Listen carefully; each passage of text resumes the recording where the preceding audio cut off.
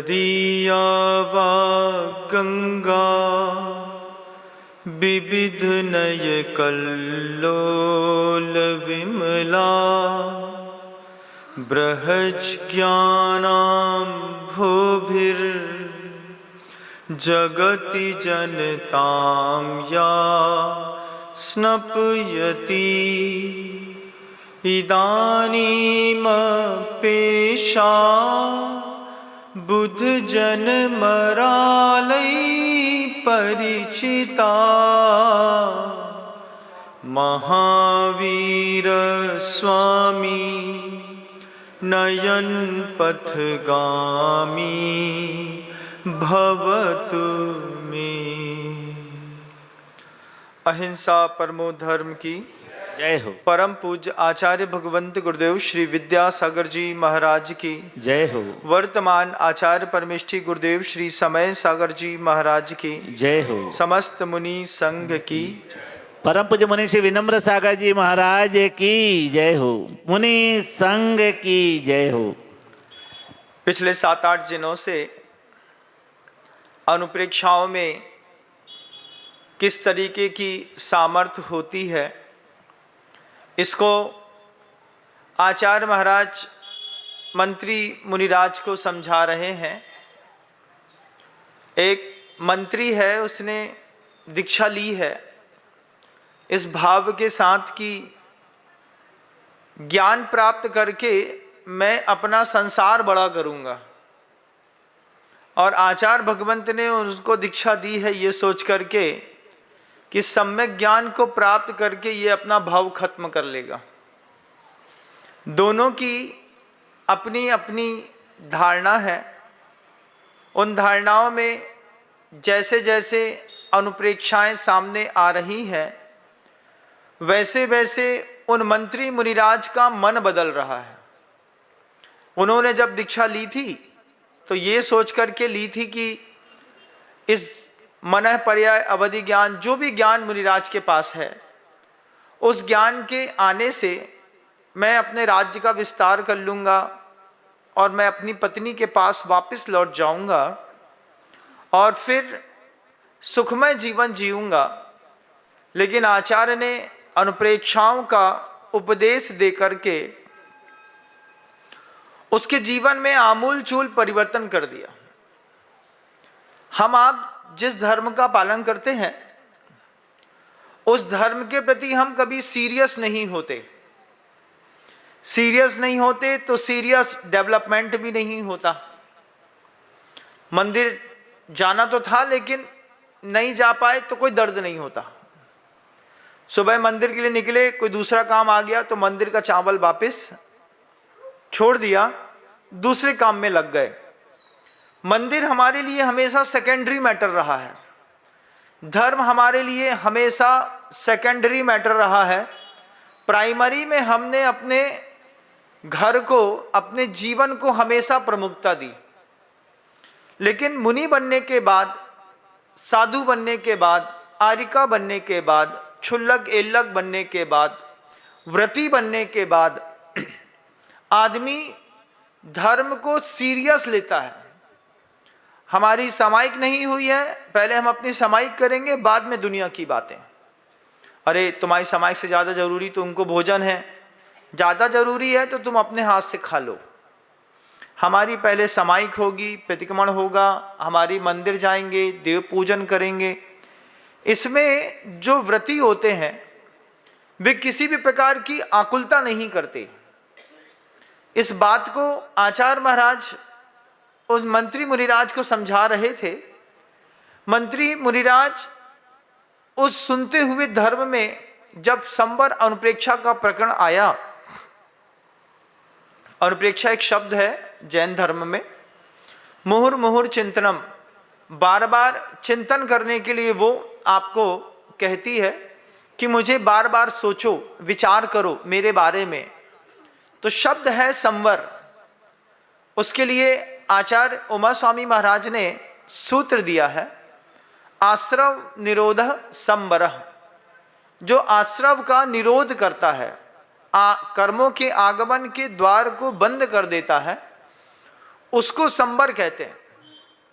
अब वो जो संबर है वो कैसे होता है, ये बात जब आचार्य उन मंत्री मुनिराज को कह रहे थे, तब आचार्य कहते हैं वह संबर देश व्रतों से होता है। देश व्रतों से मतलब जब आप 2 प्रतिमाओं के व्रत ले लेते हैं, जब आप एक संकल्प में बुद्धिपूर्वक बंध जाते हैं, कायोत्सर्ग कर लेते हैं, और कायोत्सर्ग के माध्यम से आप अपनी जीवनचर्या को धीरे से बदल लेते हैं। व्रत लेने के पहले का दिन और व्रत लेने के बाद के दिन में एक दिन में अंतर आ जाता है। जैसे शादी होने के पहले बैचलर लाइफ और जिस दिन शादी हो जाए उसके दूसरे दिन से ही दंपति अपने आप गंभीर हो जाता है। एक दिन पहले तक लड़कपन चलता था, जिस दिन विवाह हुआ उसके दूसरे दिन से आप पुरुष के अंदर, स्त्री के अंदर अपने आप गंभीरता देख लेंगे। अपने आप पुरुष एक रात में पता नहीं क्या होता है, वो छुपाने वाली चीजें सीख जाता है, बताने वाली चीजें सीख जाता है, मुस्कुराने वाले धर्म का पालन करने लगता है, इशारों की दुनिया में जीने लगता है। ये सब शिक्षाएं उसको पहली रात को ही मिल जाती है। जैसे दंपति पहले दिन ही विवाह के पश्चात गंभीर हो जाता है। गुरुदेव के ये शब्द हैं, गुरुवर हम लोगों से कहते थे तुम लोग से अच्छे तो विग्रहस्थ हैं। क्यों? बोले देखो 25 साल के लड़के की शादी होती है, दूसरे दिन से गंभीरता आ जाती है। तुम लोग के विवाह नहीं हुए तो आज तक गंभीर नहीं हो पा रहे तुम लोग। आचार्य सिंह जी कहते थे हम लोगों से, और ये भी कहते थे जीवन में तुम लोग के कभी गंभीरता नहीं आएगी। हम लोग सोचते रहते थे आचार्य सिंह ऐसा बोलते हैं, कहाँ गृहस्थों से तुलना कर रहे हैं। फिर गुरु जी कहते थे उस विवाह हो जाने के बाद एक दिन में गंभीर हो जाता है गृहस्थ। वो लड़का एक दिन पहले तक रात को 11 बजे आता था, दूसरे दिन सधी गैया के जैसे सांझ ढले घर आयो, जैसे गैया को बिल्कुल साथ दिया हो। पहली बार में मंत्र फूंक दिया हो पुजारी ने, वो गैया जैसे ही सांझ तरे घर आकर के अपने गौठान में चुपचाप आकर के खड़ी हो जाती है और कहती लो जे गले में हमारी रस्सी बांध दो, हम यहाँ पे खड़े हैं। बिल्कुल ऐसा हो जाता है। तो कैसे होता है? बोले वो उसके गृहस्थ धर्म का एक धर्म है, उसको वो सीरियस लेता है। आप भी धर्म को सीरियस लीजिए। अभी आप जिस भी धर्म को पालन करते हैं, भगवान के पास जाते हैं, पूजा करते हैं, अभिषेक करते हैं, शांति धारा करते हैं, दान देते हैं, उसमें गंभीरता नहीं है। हुआ तो हुआ, नहीं हुआ तो नहीं हुआ, हमारा क्या चला गया। आदमी ऐसा सोचता है, जैन धर्मावलंबी सोचता है एक दिन चला गया, धर्म का पालन नहीं कर पाया, ये धर्म दोबारा नहीं मिलेगा। ये धर्म है वीर जवानों का, अलबेलों का, मस्तानों का। इसमें पगलाना पड़ता है, सुबह से लेके शाम तक पगलाना पड़ता है, दिन से लेके रात तक। तुम्हारा काम सदे या न सदे, मैं अपना धर्म नहीं छोड़ सकता।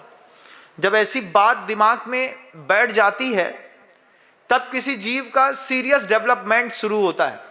अभी तो नॉर्मली है, नॉर्मली में तुम नॉर्मली जीवन जियोगे, यहाँ से जाने के बाद पता नहीं कौन सी पर्याय मिलेगी, कैसे परिणाम होंगे।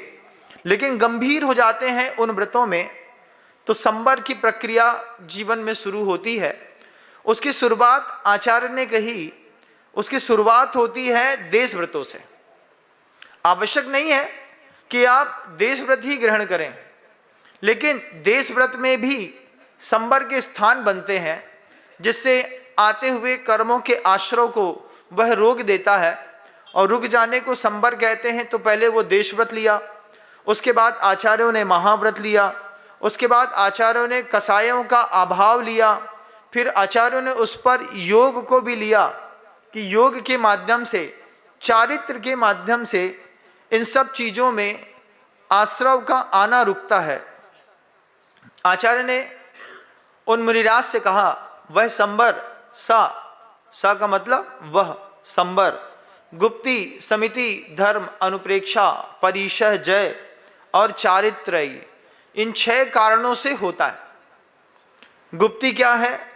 गोपनम गुप्ति, मन वचन काय की प्रवृत्ति को बिल्कुल एकाग्र चित्त कर देने का नाम गुप्ती है। वह गुप्ती अगर अंतर मुहूर्त भी हो जाती है तो ध्यान की स्थिति एक जैसी बन जाने पर अंतर मुहूर्त में केवल ज्ञान की प्राप्ति हो जाती है। अभी पंचम काल में जब साधक सामायिक में बैठते हैं, उस सामायिक में बैठने की प्रक्रिया को गुप्ती में जाना नहीं कहते। मुनियों का एक सामायिक चारित्र होता है, एक सामायिक होती है। सामायिक चारित्र उनका 24 घंटे चलता है समता रूप में, किसी भी चीज में वे समता परिणाम रखते हैं, ये उनका सामायिक चारित्र है। और जब वे 3 समय सामायिक के काल पे बैठते हैं, उस वक्त उनका प्रतिमा योग रहता है। प्रतिमा योग क्या है महाराज? काय की स्थिति को स्थिर करके वे बैठ जाते हैं। दिन में 3 बार काय को बिल्कुल भी नहीं हिलाना है, बस बैठे रहना है, उसका अनुभव करना है। ये काय गुप्ती। इसके साथ वचन का बोलना तो बंद हो सकता है, लेकिन वचन वर्गणाओं का आना जाना लगातार चालू रहता है। वहां पर जब ये गुप्ती होती है तब मन वचन काय और तीनों की प्रवृत्ति को रोक देता है साधक। मन के परिणामों को रोक नहीं सकते, काय के भी सूक्ष्म परिणमन को रोक नहीं सकते। तो इधर पर यह समझाया जाता है हमारे आपके जैसे हीन सैनन वालों को कि गोपनम गुप्ती, मन वचन काय की प्रवृत्ति को रोक लो यथासंभव, उसको गुप्ती कहते हैं। जब उसको नहीं रोक पाते हैं, गुप्ती से क्या होता है? संबर होता है, कर्मों के आगमन के द्वार जो होते हैं वो रुक जाते हैं। उसके बाद आचार्य ने दूसरा शब्द लिया है समिति। सम्यक ईषणम समिति शब्द कह करके आचार्य पूजपाद भगवंत कहते हैं समीचीन रूप से देखना, देख करके उठाना धरना, ये संबर का कारण है।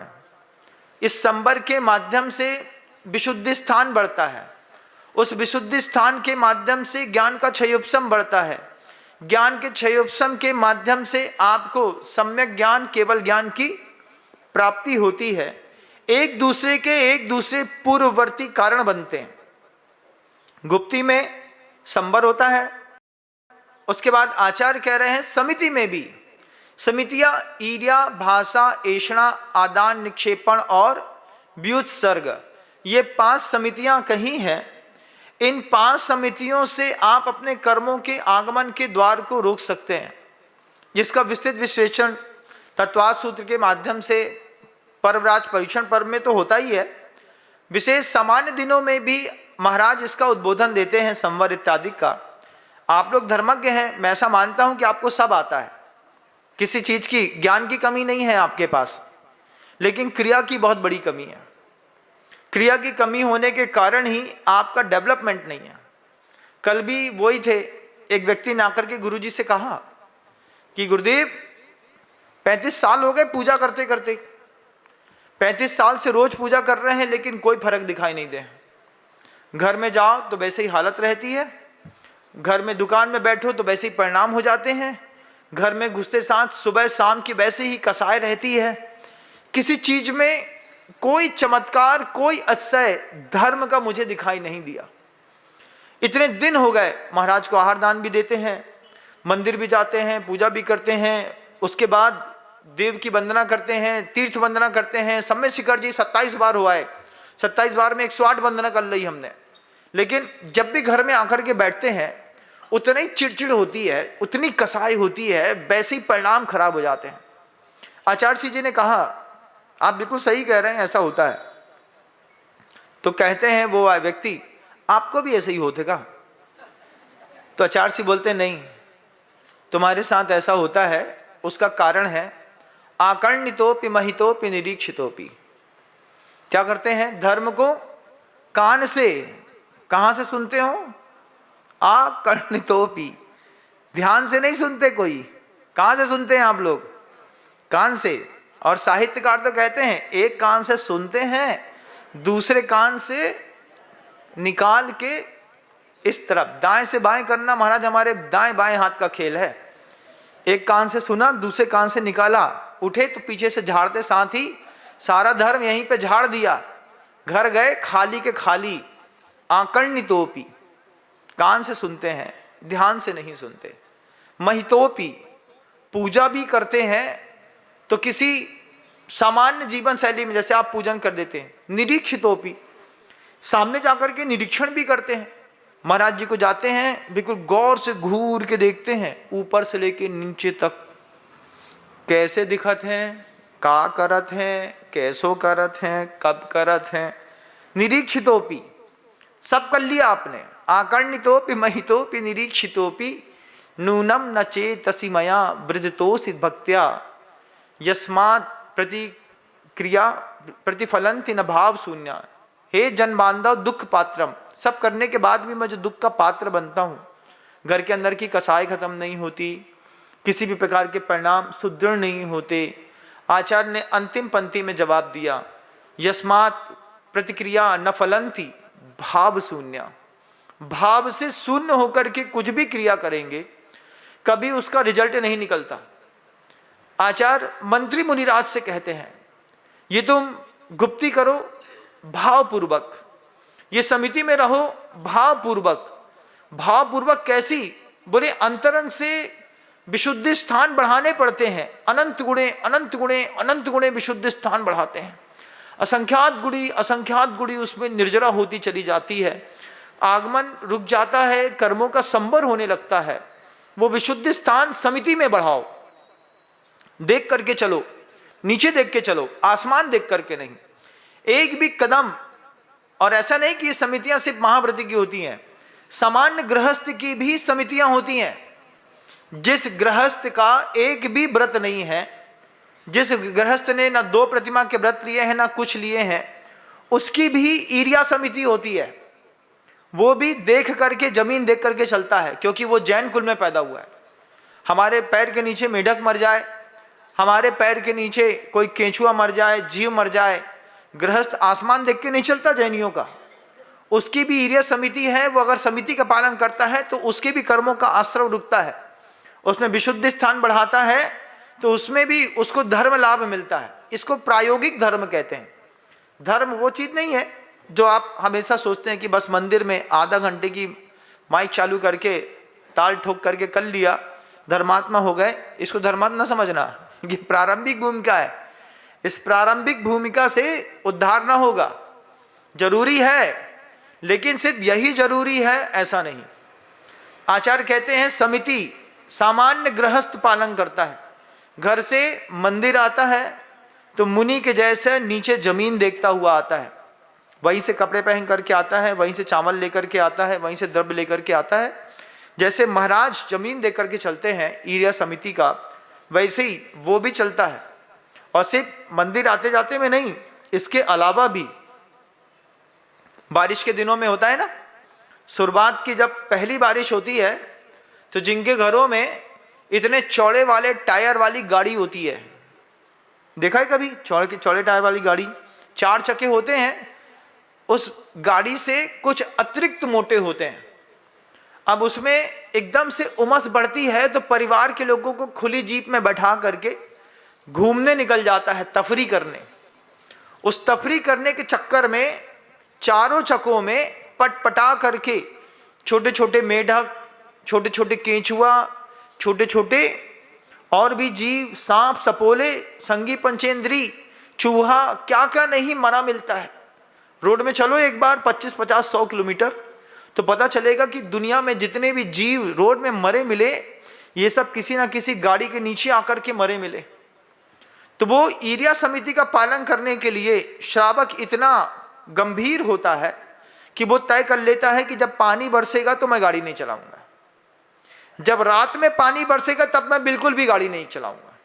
क्या करूंगा? कितना भी आवश्यक हो जाए मैं पब्लिक ट्रांसपोर्ट का उपयोग तो कर लूंगा, लेकिन अपनी व्यक्तिगत वाहन नहीं चलाऊंगा। इन्हीं दिनों के लिए पतले चक्के वाली साइकिल खरीद लेता है। दोबारा साइकिल का जमाना ट्रेंडिंग में है। क्यों?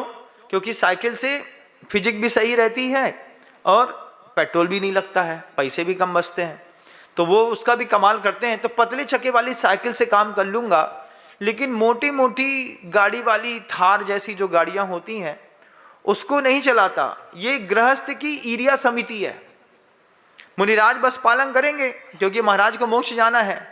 मैं आपसे वही कहना चाहता हूं, आप भी अपने धर्म के प्रति सीरियस हो जाइए। उपदेश आचार्य महाराज मंत्री को दे रहे हैं, लेकिन रास्ते में अगर हमको भी मिल जाए तो हमारा सौभाग्य है। अपने जीवन को उतना डेवलप करके देखिए, अगर लगता है कि इसके बिना भी हम निकल सकते हैं, इसके बिना हमारा काम चल सकता है, तो जिसके बिना काम चल सकता है उसके बिना काम चला लीजिए।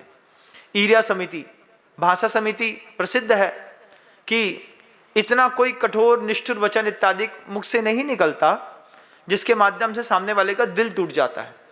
मौन हो जाना अलग वस्तु, अपने सत्य की रक्षा करने के लिए, लेकिन कठोर बोल करके सामने वाले को बिल्कुल ही नष्ट भ्रष्ट कर दो, उसके जीवन जीने की इच्छा ही खत्म हो जाए। आत्महत्या करने वाले जो लोग होते हैं उनका कातिल दिखाई नहीं देता, लेकिन उनका कातिल होता है, वो भाषा कातिल होती है। ऐसे शब्द बोल दिए कि जा करके सीधे वो फांसी पर लटक गया। ये क्या है? भाषा समिति का कमाल है। अगर आप बिगाड़ दे देते हैं तो हिंसा हो जाती है, संभाल लेते हैं तो संबर हो जाता है। आचार्य महाराज ने गुप्त मंत्री मुनिराज को ये बात बोली। ईर्या समिति, भाषा समिति, ऐषणा समिति देख करके शोधन करके ही किसी वस्तु को ग्रहण करना।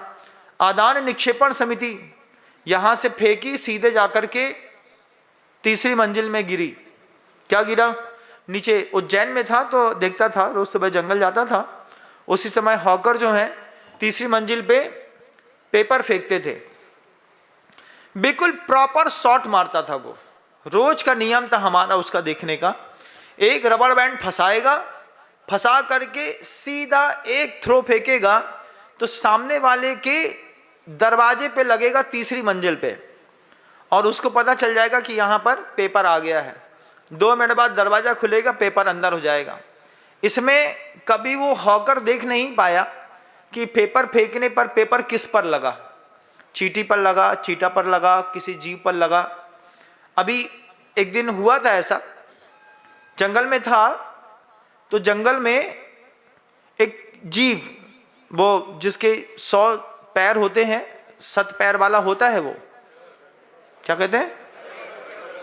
गिजाई, घेवर, हाँ जो भी कहते हैं, हमको नहीं पता क्या कहते हैं। हाँ, तो वो चल रहा था तो मैंने सोचा, क्या सोचा देखिए अब आप। मैंने वहां पर बैठा हुआ था, मैं देख रहा था, बिल्कुल हल्की सी एक छोटी सी पत्ती सूखी हुई वहां पर पड़ी थी। मैंने सोचा कि ये सूखी पत्ती का वजन सह पाएगा कि नहीं सह पाएगा। तो मैंने उस पत्ती को उठा करके और ऊपर से ऐसा छोड़ा कि वो पत्ती सीधे उसके ऊपर गिरी। उसके ऊपर पत्ती गिरने पर उसको पत्ती का विचलन बर्दाश्त नहीं हुआ। हम सोचते रह गए, इस पत्ती को हम कुछ समझते नहीं है, और ये पत्ती के कारण भी ये विचलित हो गया। वो जिस मार्ग पर जा रहा था उस मार्ग से उसने बदल दिया। पहले तो थोड़ी देर तक ऊपर की 5-10 टांगे इकट्ठी करके वो जहां पर पत्ती गिरी थी वहां पर अपना पैर चलाने की कोशिश करता रहा। जब मैंने उसको देखा तो मुझे लगा कि ये पत्ती का वजन बर्दाश्त नहीं कर पाया। कौन है? जीव है, 3 इंद्रिय जीव है, पैर से चल रहा है। अब 3 इंद्रिय में वो भी अपने डेवलपमेंट में लगा हुआ है। निगोज से निकल करके स्थावर में आया होगा, स्थावर से विकलत्र के जीव में आकर के 3 इंद्रिय बना। उसको एक हल्की पत्ती का वजन बर्दाश्त नहीं है, उसमें उसको आकुलता हो गई। तो मुझे लगा कि ये तो गड़बड़ हो गई। फिर सोचा कि इसीलिए चातुर्मास में 4 महीने तक वे जो शक्ति संपन्न मुनिराज हैं, वे एक स्थान पर बैठ करके जो चातुर्मास करते हैं, 4 महीने के उपवास के साथ दीपावली के निष्ठापन के बाद ही वे अपना पैर नीचे उतारते हैं। जीव की रक्षा का इतना गजब का गहरा भाव होता है। मुनिराज की आज की सामर्थ्य नहीं है तो उनको याद करके पहले दिन उपवास करते हैं और अंतिम दिन उपवास करते हैं। बीच में यथासंभव रस परित्याग, विविक्त संयासन, काय क्लेश, उपवास, अनशन और मौदर्य, इसमें वो प्रवृत्ति तो करते हैं, दिमाग में वो रहता है। उनकी आदान निक्षेपण समिति, लेने और रखने का अपना एक ढंग होता है जिसमें जीव ना मरे। ये बात संबर के लिए अति आवश्यक है, क्योंकि जब तक संबर नहीं होगा तब तक आप निर्जरा नहीं कर पाएंगे। चलनी में दूध दूहने से कुछ नहीं होता है। चलनी में दूध दूहने से दूध निकल तो जाता है, लेकिन आदमी उसका उपयोग नहीं कर पाता। बिना संबर के किए गए तप सारे के सारे व्यर्थ होते हैं। गृहस्थ लोग पर्युषण पर्व के दिनों में बड़ा कमाल करते हैं। 10 दिन का उपवास, उसके बाद 11वें दिन ठूस ठूस करके जो मिल जाए सब जाने दो। एक पहले तो खाया नहीं, और खाया तो इतना खाया कि 10 दिन का बिल्कुल लेवल कर लिया। और 10 दिन में उपवास के पहले कांटे में खड़े होकर के तौल लिया था। कितने? 107 किलो 700 ग्राम पे हमने उपवास शुरू किए हैं, और 105 किलो में कमजोरी लगने लगी। कितने में? 105 किलो में। फिर जब दोबारा खाना शुरू किया तो महाराज 114 किलो हो गए। ये क्या रहा? ये महाराज हमारे पर्वराज पर्युषण पर्व का पारितोषिक है कि हमने 7 किलो वजन और बढ़ा लिया। ये निर्जरा होती नहीं इससे कुछ, चलनी में दूध दोने जैसी स्थिति है आप लोगों की। निर्जरा के लिए संबर पूर्वक ही निर्जरा कार्यकारी होती है। कहे सीख गुरु करुणाधार। कितनी करुणा होगी उन आचार्य महाराज की। वे मंत्री मुनिराज को कितने धैर्य के साथ सब धीरे धीरे धीरे करके समझा रहे हैं। इतना कौन समझाता है? शुद्धोपयोग को छोड़ करके शुभोपयोग में आकर के इतना उपदेश कौन देता है? किसको पड़ी है? लेकिन आचार्यों के लिए कहा, आचार्य जिन शासनोन्नति करह पूज्या उपाध्याय का। वे जिन शासन की उन्नति करने वाले आचार्य महाराज इतने करुणावान होते हैं कि जिस समय वे शुद्धोपयोग में रह सकते हैं, उस वक्त भी शिष्य के उद्धार के लिए वे अपनी वाणी का अमृत उपदेश बिखेरते हैं। शिष्य का कल्याण होता है। वहां तो महाराज ने एक मुनि को सिखाया, लेकिन वो बातें जब आचार्यों ने लिख दी तो वो आज हमारे आपके लिए भी निमित्त बन रही है। उन मुनि महाराज और आचार्य महाराज के उपदेश का लाभ हम आप भी ले रहे हैं, मैं भी ले रहा हूं, मेरे माध्यम से आप भी ले रहे हैं। अब कितना गंभीर होकर के ले रहे हैं ये आपके ऊपर डिपेंड करेगा। यहां से उठो, उठ करके और फिर झाड़ करके निकल जाओ तो भी 1 घंटे का शुभोपयोग तो अच्छा हो जाएगा। इसके बाद फिर आपकी महिमा आप जानेंगे। आचार्य ने कहा, ईर्या भाषा ऐषणा आदान निक्षेपण, उठाने और रखने से पूर्व में शोधन आवश्यक है। सिर्फ मुनिराज का नहीं, गृहस्थ का भी। साधु है तो अपनी पीछी से शोधन करता है, पहले आंख से, आंख के बाद पीछी से, 2 से शोधन करने के बाद ही कोई चीज को उठाता है या रखता है। क्षुल्लक है तो वे अपने मृदु उपकरण से उसका प्रयोग करते हैं। श्रावक के पास पिच्छी नहीं होती तो श्रावक अपने नेत्रों से पहले शोधन कर लेता है। दरवाजा बंद करने से पहले कभी दरवाजे को देखते हो? ऐसा देखते हो? नहीं देखते। क्या करते हैं? उठाते हैं, एक धक्का मारते हैं सीधे धम, और दरवाजा बंद हुआ। उसमें बेचारी छिपकली थी, कोने से 2 टुकड़े में कट गई, पिच पिचा के वहीं पे मर गई। वहीं पर कोई सांप का बच्चा बैठा हो तो वो मर गई। हम लोग मड़िया जी में थे।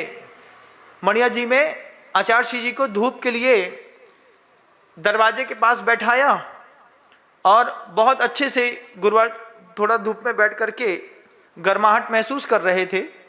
इतने में तेज धूप हुई तो मैंने सोचा कि मैं दरवाजा बंद कर देता हूं। दरवाजा बंद करने के लिए बीच में वो एक गुट्टा लगा देते ना, लकड़ी का, है ना। उस गुट्टे को हमने, ऊपर से तो साफ दिख रहा था, अब साफ सुथरा दिख रहा था, तो उठाया और खट्टे से ऐसा खींचा स्पीड पे। जैसे ही खींचा तो उसके पीछे 2 छिपकली एक साथ चुपचाप बैठी हुई थी। सामने वाला दूसरा कोई था, वो दरवाजा बंद कर रहा था। मैंने उसको रोका, हमने कहा रुको 1 मिनट, छिपकली 2 हैं। अब वो इतनी ठंडी हो चुकी थी छिपकलियां कि वो खुलने के बाद भी उठ नहीं रही थी। आचार्य से बोले हमने कहा कुछ नहीं, आप तो देखो ही मत, हम देख रहे हैं, आप देखोगे तो आप हमको भी देख लोगे। उनका कुछ नहीं, सामान्य से। फिर पिच्छी लगाई, धीरे से उसको खिलाया, पिच्छी को, पिच्छी से धीरे से वो उठी। उठ करके वे, जब तक छोटा बेबी था छिपकली का, आदमी तो छोटे बेबी से भी डरता है, बड़े बेबी से डरना अलग बात होती है।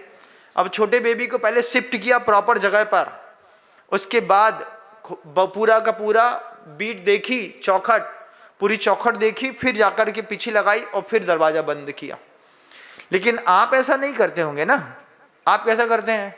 गुस्सा उतारने का सबसे अच्छा उपाय है क्या है?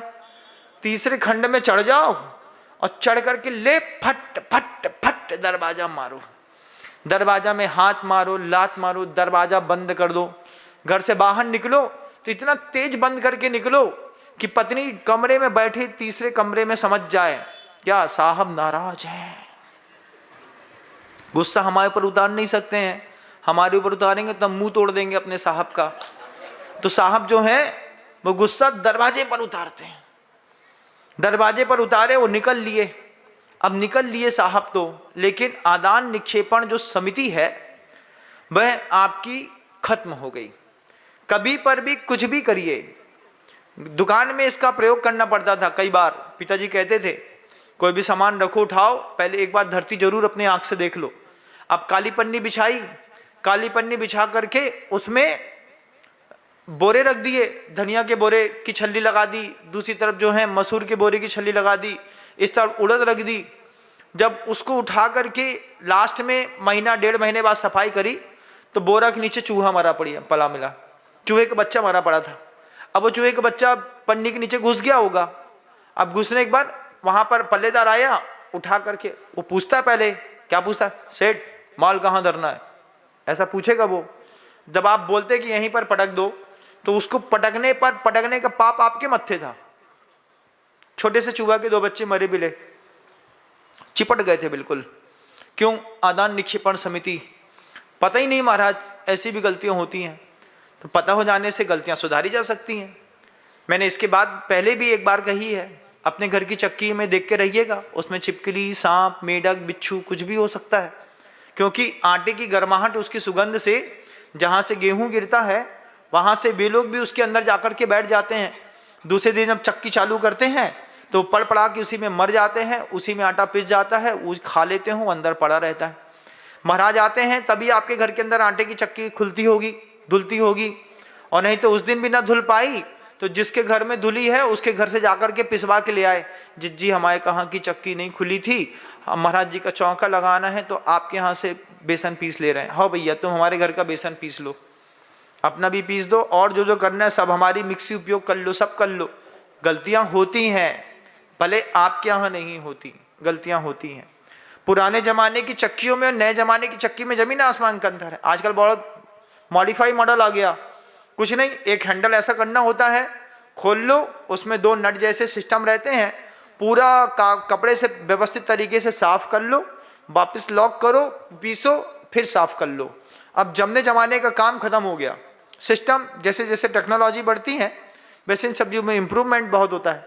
लेकिन आदान निक्षेपण समिति, ईर्या, भाषा, ऐषणा, आदान निक्षेपण और व्युत्सर्ग समिति, मलमूत्र इत्यादि को छोड़ने की जो व्यवस्था रहती है वह भी एक समिति के अंतर्गत आती है। इससे भी कर्मों का संबर होता है। इस कर्मों के संबर के लिए कभी भी कोई भी मुनिराज टॉयलेट यूज नहीं करते। टॉयलेट में क्या होता है, मल फेंका, अब मल गया तो वो पुराने मल के ऊपर गिरेगा, नीचे सेप्टिक टैंक में जाएगा, तो अब वहां पे अनंत जीव बिलबिला रहे हैं। अब हमको गर्मी लगती है तो हम टॉयलेट चले जाएंगे, ऐसा साधु व्रती अणुव्रती बिल्कुल नहीं करते। गर्मी लगेगी तो भी ऐसे स्थान पर जाएंगे जिस स्थान पर या तो वो सूख जाए या वो बिखर करके 3-4 दिनों में नष्ट हो जाए। तो ये उनकी एक व्युत्सर्ग समिति भी है, वो जिस माध्यम से कर्मों का संबर करते हैं ये उनको पता रहता है। आचार्य जी ने कई बार कहा, साधु की साधुता जो है ना जंगल पे दिखाई देती है, कि जंगल तो गया लेकिन जंगल एक ऐसी जगह होती है जहां पर कोई देखने नहीं आता कि महाराज जंगल कहाँ जा रहे हैं, हरी घास के ऊपर जा रहे हैं, नाली के ऊपर जा रहे हैं, पानी के ऊपर जा रहे हैं, निश्चित स्थान पर जा रहे हैं, कहाँ जा रहे हैं कोई देखने नहीं आता। वहां पर गुरुजी कहते थे हम लोगों से कि साधु की साधुता उसके जंगल जाने के स्थान पर दिखाई देती है, कि जंगल जाने का स्थान उसने कैसा चूज किया है, वहां पर निक्षिद्र है कि नहीं है, निर्जंतुक है कि नहीं है, वहां पर वह साफ सुथरा है कि नहीं है, घास तो नहीं है। अगर घास इत्यादि के ऊपर जाता है तो उसको भी निर्दयी साधु कह देते हैं, क्योंकि आपका धर्म धम्मो दया विशुद्धो, और आपने एकांत स्थान पर धर्म के ऊपर दया नहीं करी, दयामयी धर्म का पालन नहीं किया। अब गृहस्थ तो ऐसा नहीं कर सकता ना, गृहस्थ तो वही टॉयलेट पे एक के बाद एक के बाद एक के बाद ले दमादम होता रहता है, और फिर जब आप उसमें वो अपना टॉयलेट को साफ करने के लिए फ्लश फ्लश फ्लश दबाते हैं बटन, तो 9 लीटर अनछना पानी एक बार में उसमें अंदर चला जाता है। अब आप सोचिए समिति का पालन करने वाला कितना सजग है। अगर सीरियस नहीं है, गंभीर नहीं है हम अपने व्रत के प्रति, न संबर होगा न कुछ होगा, अगली पर्याय फिर कहीं किसी जीव की मिल जाएगी, हम सुख दुख पे गोते लगाते रहेंगे। आचार्य महाराज इतने करुणावान थे, मंत्री मुनिराज को ऐसा समझा रहे थे, वो हर बात को अब गंभीरता से लेने लगा। स्त्री और राज्य का जो उसके अंदर एक इच्छा जल था, आचार्यों ने उपदेश दे दे करके उसके पूरे के पूरे इच्छा जल को सुखा दिया। कुछ समय तक किसी चीज की इच्छा होती है, उसके बाद वो नहीं भी मिलती है तो भी काम चल जाता है, क्योंकि मन को समझा चुके होते हैं हम। आचार्य ने अनुप्रेक्षाओं का उपदेश दे करके उसके पूरे मन को साफ कर दिया, माइंड वॉश। अब वो मुनिराज इतने गंभीर हैं, वे खुद आचार्य महाराज से पूछते हैं और संबर के तरीके क्या होते हैं महाराज। तब आचार्य कहते हैं ये गुप्ती और समिति के बाद धर्म कैसा, धम्मो दया विशुद्धो, दया से विशुद्ध होकर के जो धर्म किया जाता है वही धर्म होता है। उत्तम क्षमा, मार्दव, आर्जव, सत्य, शौच, संयम, तप, त्याग, आकिंचन्य और ब्रह्मचर्य। ये क्या है? ये 10 धर्म है। 10 धर्म है कि धर्म के 10 लक्षण है? क्या है? धर्म तो दया विशुद्धो, उसके ये मल्टी डायमेंशियल फेस होता है किसी भी धर्म का। तो सावक के धर्म का भी ये एक फेस है। क्या करें? दया विशुद्धो। सबसे पहले क्या होनी चाहिए? दया। किसके ऊपर? अपने लड़का के ऊपर। हमारे लड़का को हमने अच्छी घी चुपड़ी रोटी खिला दी, और जब गरीब का लड़का आया तो कल की बासी रोटी उठा करके पुरानी सब्जी दे दी। ये तुम्हारा धर्म है? सब्जी वाली बोलते हैं, काम करने वाली जो आती है ना आपके घर के अंदर, वो जब शाम को वापस लौटती है तो जो पन्नी में भोजन देते हो वो कौन सा देते हो भैया? बताओ। सुबह के पापड़ सीत गए, कोई नहीं खा रहा। मखाने सीत गए, कोई नहीं खा रहा। मक्के के दाने सीत गए, कोई नहीं खा रहा। सब्जी सुबह बनाई थी, थोड़ी सी ज्यादा बन गई, नहीं खबी, तो अपने घी ना फिके इस लोभ में सुबह की ठंडी सड़ी सब्जी एक साथ, उसी में रोटी, उसी में सब्जी, उसी में मखाना, उसी में वो सब डाल करके बांध करके और प्यार से बोलते हैं, गुड्डो ए गुड्डो ये ले जाओ। अब तुम्हारी गुड्डो ले गई पन्नी में। वो पन्नी भी कैसी है? कचड़े वाली पन्नी, साफ सुथरी करी होगी, पुरानी पन्नी में भर करके, और तुमने उसमें भर करके उसको दे दिया। अब गुड्डो आ गई। गुड्डो आपके हाथ से, हाँ दीदी बड़ी कृपा है, उसने उठा करके माथे में रखा और माथे में सोच लिया रास्ता में गाय दिखती है उसी को डालने के लिए दी गई है। तुम सोचते हो कि हम बरौनी को इस तरीके का भोजन देकर के उपकार कर रहे हैं? दुष्कर्म बंधन कर रहे हैं। ऐसे दुष्कर्म का बंधन बांध रहे हो, इंसान होकर के इंसान को इतना गंदा भोजन दिया जा रहा है। ये बहुत बड़ा दुष्कर्म है। जब गंदा भोजन कराने के लिए आप किसी को आमंत्रण कर देते हैं या दे देते हैं। मैं देखता था घर के अंदर बरौनी आती थी तो पहले उसको गर्म चाय बना करके देनी पड़ती थी सुबह के टाइम पे। सुबह के टाइम पे साहब को रोटी बाद में मिलेगी, पहले तुमको गर्म चाय मिलेगी, 1 कप चाय पी लो फिर काम कर लेना। काम करने के बाद जैसे अंतिम में जब घर के लोग चले जाते थे तो जिस थाली पे हम खाते थे उसी थाली में बरौनी को खाना दे देते थे, वो उसी में खा लेती थी। फिर 1 बार 2 बार खा लिया, तीसरी बार उसको समझ में आया कि हमारी थाली अलग होनी चाहिए। उसने अपनी एक थाली खुद ही अलग कर ली। अपनी थाली में उठाती, थाली में उसने अपना भोजन किया, मांझी, वहीं रखी और चलती बनी। ये जीवन शैली थी। लेकिन आप करते तो होंगे। देखो बिनम सागर मुंह से बोलता है तो कहीं ना कहीं तो घटना घटती है। सुबह का ठंडा चावल शाम को दे दिया, तुमको लगता है वो खा लेगी? नहीं खाएगी।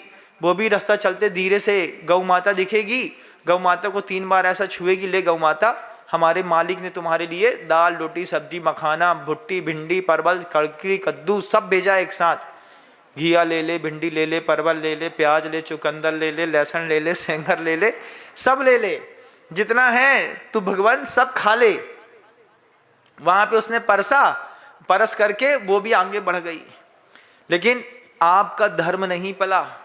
धम्मो दया विशुद्धो बंधुओं, ये प्रायोगिक धर्म कहलाता है। हम अपने नीचे रहने वाले साधर्मियों के साथ, कर्मचारियों के साथ व्यवहार कैसा करते हैं, क्षमा मार्दव आर्जव के साथ है कि नहीं। जैसे आज एक विकल्प प्रस्तुत हुआ कि किसी साधर्मी को कैंसर हो गया है, उस साधर्मी को कैंसर हो गया है, अब उसके पास ताकत नहीं है अपने प्राण की रक्षा करने के लिए। हम उसको जानते नहीं हैं, हम उसको अनजान हैं, तो अज्ञान है अनजान है, हम उसके लिए क्या मदद करें? हो चलो 500 पकड़ लो, 500 में उसकी पूरा इलाज हो जाएगा, 500 में उसका कीमो हो जाएगा, 500 में उसका रेडिएशन भी हो जाएगा, 500 में उसकी दवाई भी आ जाएगी, 500 में सब हो जाएगा। ये 500 दे करके आप अपने मन को सांत्वना दे रहे हैं कि वास्तव में उसकी मदद कर रहे हैं? कहां कहां जा करके वो भटकेगा, कभी कल्पना करिएगा। कहां कहां वो पैसा मांगेगा। कैंसर हो गया है, इलाज कराने के लिए पर्याप्त धन की आवश्यकता होती है। हमारे पास पर्याप्त धन तो है महाराज, लेकिन क्या हम सबको बांटते फिरें? आप बांटे फिरे या ना बांटे फिरे। आचार्य सिंह ने एक हाई को दिखा है, पर की पीड़ा अपनी करुणा की परीक्षा लेती। तुम कितने करुणावंत हो। कुछ करुणावान हैं तो वे धन दे देंगे, जिनको बिल्कुल दया नहीं है वे उन बात को ऐसी अनसुनी करेंगे। क्या बोले, सुना ही नहीं दे रहा था, उसी वक्त मैं कान में खुजली कर रहा था, उसी वक्त तुम क्या दान की बात कर रहे थे क्या? अरे हमको सुना ही नहीं भैया। तो कान में उंगली चलती रहती है, एक कान से सुनता रहता है, एक कान में उंगली करता रहता है, ऐसा कर लेगा। चल रहा है क्या है यार, कान में क्या घुस गया है? कुछ नहीं घुस गया है, दान की बात चल रही है तो कान में कुछ घुस गया है। और जैसे ही दान की बात खत्म हो गई, कान की उंगली निकाल करके, हाँ क्या महाराज क्या बोल रहे हैं? हाँ बताओ। हाँ, धर्मो दया विशुद्धो महाराज बोल रहे हैं। महाराज बोल रहे हैं अगर किसी ने हमारे सामने हाथ फैलाया है तो सोचिए उसने अपने मन को कितना मारा होगा। प्रश्नोत्तर रत्नमालिका में लिखा है, कौन नरक? नरक क्या है? याचना, देही, ये शब्द अपने आप में नरक है। किससे मांगे, क्या मांगे, कैसे मांगे? कितना कठोर दिल करके आदमी अपने प्राण रक्षा के लिए, क्योंकि उसके प्राण के आधार पर उसके परिवार में किसी और का भी प्राण टिका होगा, उसके नीचे उसकी पत्नी होगी, उसके बच्चे होंगे, परिवार की पोषण की व्यवस्था होगी, और अगर वो नहीं बचता है तो उन पर प्रश्न चिन्ह खड़ा हो जाएगा। तो एक जीव की रक्षा करने पर आपको 5 जीवों की रक्षा का सौभाग्य मिल रहा है। हमने अपने हिस्से का दे दिया महाराज, अब हम ही थोड़ी संभालेंगे। इसी मामले में दूसरी कौमें आगे आकर के धर्म परिवर्तन करा देती हैं, पूरा इलाज करा देती हैं। कई बार कहा है, साधर्मी वात्सल्य की पेटी सामने रखो, सामने रख करके अगर जरूरत पड़ जाए तो भैया ये चाबी है, हम देखेंगे तक नहीं, तू साधर्मी वात्सल्य की पेटी से पैसा निकाल ले, बस ये सत्यापन कर लो कि इसको वास्तव में जरूरत है, उसको एक बार देख लो। सत्यापन करने के साथ ये पैसा तुम ले लो। हमने देखा नहीं, देखेंगे तो लोभ आएगा। हमने देखा ही नहीं, बिना देखे हमने तुमको दे दिया, तुम्हारी जितनी किस्मत में है ले जाओ, और भी प्रयास करना, कमी होगी तो हम भी प्रयास करेंगे। साधर्मी वात्सल्य। शत्रु अगर कोई हो संतुष्ट उसको कर दूं, तो धर्मी अगर कोई हो उसको भी संतुष्ट उसको कर दूं। तू संतुष्ट हो गया ना, अरे बहुत कृपा करी आपने हमारे ऊपर, बस फिर तू खुश रह, फिर तू अपना इलाज करा ले। और मान लो वो इलाज कराते में फेल होकर के मर भी जाए तो भी तुमको प्राण रक्षा का जो पुण्य मिलेगा वो अपने आप में अद्वितीय रहेगा। जिसकी जैसी सामर्थ्य होती है वो वैसा ही करता है। आचार्य ने गुप्ती समिति, उसके बाद 10 धर्म के बारे में कहा, धर्म के साथ धम्मो दया विशुद्धो कहा, फिर अनुप्रेक्षा वह शब्द लेकर के आए। जैसे अनुप्रेक्षा शब्द कहा, वह शिष्य तो सुन ही रहा था अनुप्रेक्षा के बारे में, वो चमक गया, यही अनुप्रेक्षा ना स्वामी? हाँ बेटा, यही अनुप्रेक्षा। अनित्य, अशरण, अशुभ, संसार, एकत्व, अन्यत्व, आश्रव, संबर, निर्जरा, लोक, बोधि, दुर्लभ, धर्म, ये सब अनुप्रेक्षाएं। तो उसको, चूंकि वो पिछले 10 दिनों से लगातार अनुप्रेक्षा को सुन रहा था, अनुप्रेक्षा समझाने में ज्यादा समय नहीं लगा। आचार्य ने कहा इस अनुप्रेक्षा के बाद भी एक और धर्म है परिचय जय का, उससे भी संबर होता है। परिचय जय का विस्तार इतना बड़ा था आचार्य महाराज के मस्तिष्क पे, वे सोच रहे थे कि परिचय जय में इसको क्या सुना दूं, गजकुमार मुनिराज को दिखा दूं कि सुकुमार सुकौशल दिखा दूं, विद्युच्चर चोर दिखा दूं कि चाणक्य दिखा दूं, अकंपनाचार मुनिराज दिखा दूं कि चिलाती पुत्र दिखा दूं, ठंडी वाले उपसर्ग दिखा दूं कि गर्मी वाले दिखा दूं, पानी के दिखा दूं कि नदी के दिखा दूं, समुद्र के दिखा दूं कि सूली के दिखा दूं। कितने उपसर्ग हैं। जब आप परिचय जय की चर्चा करेंगे तो आपके पास आगम ग्रंथ आपको ऐसे भरे पड़े मिलेंगे। एक एक साधु के परिचयों को खुद बुद्धि पूर्वक बैठ करके पढ़ो और फिर सोचो कि उस परिचय को सहते वक्त उन साधुओं ने अपना अंतरंग में धर्म के प्रति कितना विशुद्ध स्थान बढ़ाया होगा। जब अकंपनाचार आदि 700 मुनिराजों पर बलि ब्राह्मण ने उपसर्ग किया था, उन्होंने 7 दिन तक कैसे विशुद्ध स्थान बढ़ाए होंगे, विशुद्ध स्थान बढ़ाए होंगे, परिचय को सहा होगा। गुरु की आज्ञा की क्या कीमत होती है वो 700 मुनिराज से पूछो। यहां पर 4 मुनिराज होते हैं तो उसमें से एक खिसक लेता है। मैं जब भी सोचता हूं 700 मुनिराजों को अकंपनाचार महाराज ने एक बार आदेश दिया था, अब उपसर्ग की घड़ी आ गई है, आप लोगों को धैर्य धारण करना है, अपनी संबर और निर्जरा पर ध्यान देना है, विशुद्ध स्थान बढ़ाने हैं, और जीवित रहे तो ठीक, नहीं तो संलेखना की भी अपनी तैयारियां करनी है। आचार्य का एक उपदेश 700 मुनिराज को 7 दिन तक परिचय सहन करने की शक्ति दे गया। संबर और निर्जरा एक समयवर्ती, दोनों एक समय में, उसी समय में संबर भी हो रहा है और उसी समय में निर्जरा के स्थान भी उनके बनते चले जा रहे हैं। ऐसा घोर परिचय जय किया। कितने मुनिराज हैं, जब आप समाधि मरण भाषा बड़ा वाला पढ़ेंगे, धन्य धन्य सुकमाल महामुनि कैसो धीरजधारी, एक शालिनी युज बच्चा जुत पांव भको दुख भारी, यह उपसर्ग सहो धर थिरता आराधन चितधारी, तो तुमरे जी कौन दुख है। आचार्य जी उनको याद दिला करके हमसे आपसे कहते हैं, तो तुमरे जी कौन दुख है मृत्यु महोत्सव भारी। तुम्हारे जीवन में कौन सा दुख है भैया, जो मंदिर नहीं आते, पूजा नहीं करते, अभिषेक नहीं करते, शांति धारा नहीं करते। कौन सा तुम्हारे घर के अंदर की छत गिर गई कि महाराज गांव में हैं, हम उनके अंजलि में एक अंजलि पानी ना दे पाए, तो तुरे जी कौन दुख है भैया, बताना थोड़ा सा, कौन सा दुख है। अरे महाराज क्या करें, आपका प्रवचन सुनते हैं, महारानी बन के घर में जा करके मेहतरानी बन जाते हैं जाते ही साथ, तो भैया उसके लिए आधे घंटे का और डिस्टेंस ले लेते। महाराज कहते हैं सुकमाल मुनिराज को दोनों शालिनी ने अपने युग बच्चा युद्ध पांव भकोवती भारी।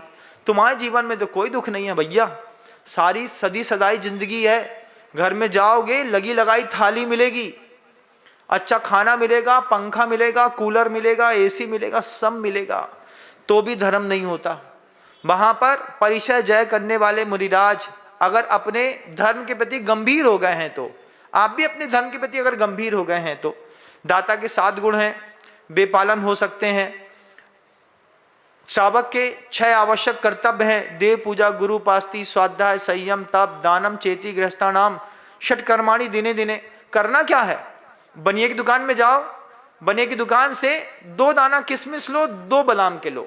कितना लो, ज्यादा नहीं, ज्यादा नहीं, ज्यादा नहीं, 2 बादाम 2 किशमिश रोज नियम लो कि ये 2 बादाम और 2 किशमिश मैं महाराज की अंजलि तक दे करके आऊंगा।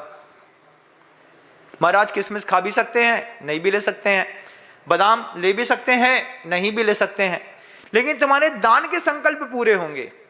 महाराज के नाम से निकालो, अपने घर का द्रव्य, 1 रुपए का द्रव्य दान करो। बस बनिए की दुकान में जाकर के बोलो 1 रुपए में क्या आएगा, अच्छा बताओ, 1 रुपए में 2 बादाम 2 किशमिश दे दोगे क्या?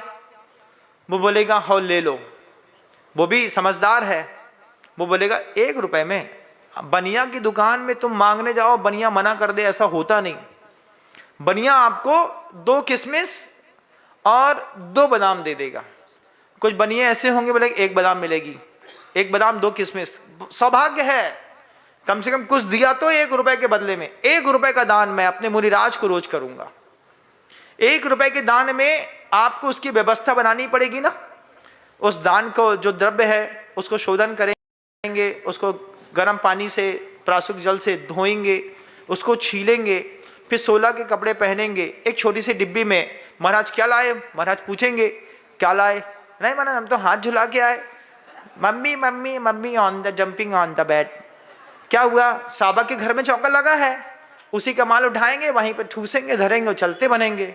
आहा, जिस द्रव्य को आपने अपने घर से लिया है उसको नाभि से ऊपर लेकर के चलो। ये द्रव्य मुनिराज का है, इस द्रव्य का भी बहुमान है। लेंगे तो सौभाग्य है और नहीं लेंगे तो उनके निमित्त से मिला था, मैं इसको अनुग्रह समझ करके खुद ग्रहण कर लूंगा। तो 2 किशमिश और 1 बादाम, अगर 2 किशमिश 2 बादाम की ताकत है तो अच्छी बात है, नहीं तो 2 किशमिश 2 बादाम 1 बादाम इतना भी कर पर्याप्त है। इतनी भी नहीं है तो अठन्नी में 2 किशमिश मिल जाएगी। क्यों भाई, अठन्नी में कोई तुम्हारी दुकान में 2 किशमिश मांगने आएगा तो 2 दाना दे दोगे ना? हाँ, ABS वालों के यहाँ तैयारी है, इनके पास से अठन्नी की 2 किशमिश खरीद लो, उसको धो और फिर जा करके महाराज से बोलो महाराज मन शुद्धि, वचन शुद्धि, काय शुद्धि, आहार जल शुद्ध है, भगवान हमारा ये द्रव्य स्वीकार करिए। भले वो किशमिश महाराज के दांत में फंस जाए, लेकिन आप देने का संकल्प करो। महाराज गांव में थे, मैं महाराज के पास गया, मैं महाराज को आहार दान दे करके आया। इससे महाराज को कोई फर्क पड़ा हो या ना पड़ा हो, लेकिन आपके जीवन में बहुत बड़ा फर्क पड़ता है। शुद्धि पूर्वक, विशुद्धि पूर्वक 2 दाना भी साधु के पास तक पहुंचा पाए, हमारे श्रावक धर्म की मर्यादाएं पूरी होती हैं। जितनी माँ बहनें हैं पूरे गांव में, जितने पुरुष हैं पूरे गांव में, अगर ये संकल्प कर लेते तो सोचो भी क्या नजारा बनता है।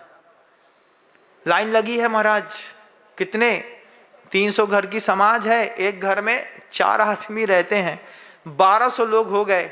इसमें से 300 लोग घर तकने के लिए छोड़ करके बाकी लोगों को यहाँ पर भेज दिया। आप नहीं आ पाए, कोई बात नहीं, आपके घर के अंदर की बेटी थी, बेटा थे 8 साल से ऊपर का, 7.5 साल का भी, उसको बोल देते जाओ बेटा महाराज आए हैं, 2 दाना उनके हाथ में दे करके जाना, अच्छे से देना, शुद्ध अच्छे से बोलना। उस पर संस्कार पड़ता कि नहीं पड़ता? पड़ता। लेकिन हमारा बच्चा घर में अभी सो रहा है, यहाँ से जाएंगे तो फ्रिज से ब्रेड निकालेगा, उसको चाय बना के देंगे, टोस्ट खाएगा नफीस का, ब्रेड खाएगा। महाराज यहाँ पर उबला पानी पी रहे होंगे, उसी वक्त तुम्हारा लड़का ब्रेड खा रहा होगा। ये इसकी तैयारी आप खुद कर सकते हैं, साधु नहीं कर सकता। साधु उद्बोधन के माध्यम से प्रेरणा दे सकता है। करोगे तो तुम्हारे जीवन में कमाल घटेगा। जो जिम जाएगा, डंबल उठाएगा, मेहनत करेगा, उसकी बॉडी बनेगी। जो धर्म को उठाएगा, मेहनत करेगा, उसका अगला भाव बनेगा। सुनने वाले का नहीं बनता, करने वालों का बनता है, इसको ध्यान रखना। सम्यक दर्शन की उत्पत्ति में धर्म श्रवण एक कारण जरूर है, लेकिन सिर्फ सम्यक दर्शन की उत्पत्ति का कारण है, ना कि मोक्ष ले जाने का। मोक्ष लाने के लिए तो कुछ क्रियात्मक धर्म भी अपनाने होते हैं। वो शावक भी देशव्रती है तो वो अपनाएगा, महाव्रती है तो अपने योग करेंगे। गुप्ती, समिति, धर्म, अनुप्रेक्षा, परिचय, जय और चारित्र, इसके माध्यम से निर्जरा होती है, संबर होता है। ये बात कह करके आचार्य मुस्कुरा दिए, मौन हो गए। मैं भी मौन हो जाता हूँ, कल पुनः प्रयास करूंगा। शब्दों को विराम देता हूँ। गुरुदेव श्री विद्यासागर जी महाराज की। जा वाणी के ज्ञान से सूझे लोका लोक, सो वाणी मस्तक नमो सदा देथुं दोक। हे जिन वाणी भारती तो है जपो दिन रैन, जो तेरी शरणागह है सो पावे सुख।